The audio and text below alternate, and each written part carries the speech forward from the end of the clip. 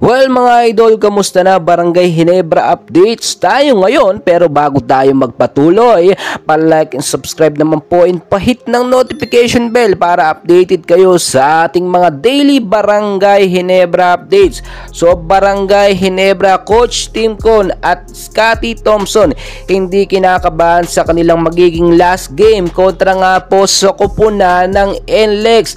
At dahil nga po kasado na at naka-line up na yung pangmala kasong first 5 ni Scotty Thompson sa last game nila, ay sisiguraduhin nila makakapasok sila sa Final 4 para sa quarterfinals, no? At dahil nga playoffs mode na, ay talagang ibubuhos na nga po ng Barangay Ginebra ang kanilang pangmalakasan.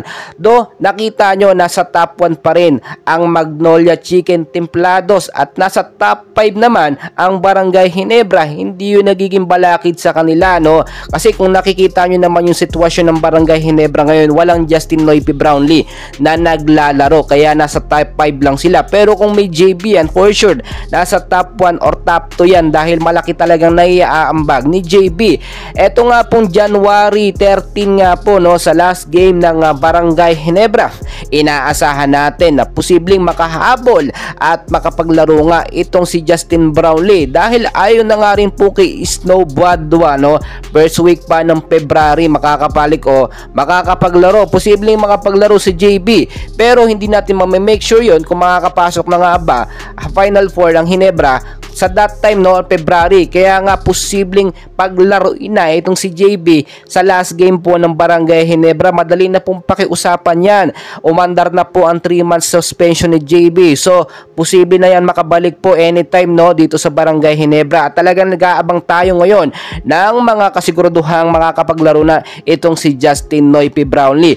Pero eto po ang sigurado sa Barangay Ginebra. Napakalaki po ng chance nila na talunin itong NLEX sa last game at makapasok sa top 4 or final 4. Bakit kamo? Ngayon po kasi yung sistema ni Scotty Thompson ay hindi kagaya nung mga naunang laban nga po ng Barangay Ginebra, which is sistema at line up ni Coach Tim Con. Hasang-hasa kasi itong si Scotty, no, at talagang pinagkakatiwalaan ngayon. Biruin po ninyo, nung wala si Scotty sa line up, talagang tambak or naiiwan po sa stand itong Barangay Ginebra. After gumaling ni Scotty at makabalik sa game, biglang hataw po, no, or to the moon ang Barangay Ginebra team natin. Ibig sabihin nasa tamang lineup lang po ang gagawin sa Ginebra. Magagaling naman ang mga player po ng Ginebra, karamihan po mga star player at alam na alam po natin yan. Si Tony Bishop nagiging confident na ngayon sa kanyang mga game, no, mga laban, naging MVP pa nga or best player pa nga siya nitong mga nakaraang laban, which is nakakapag-average siya ng 20 up score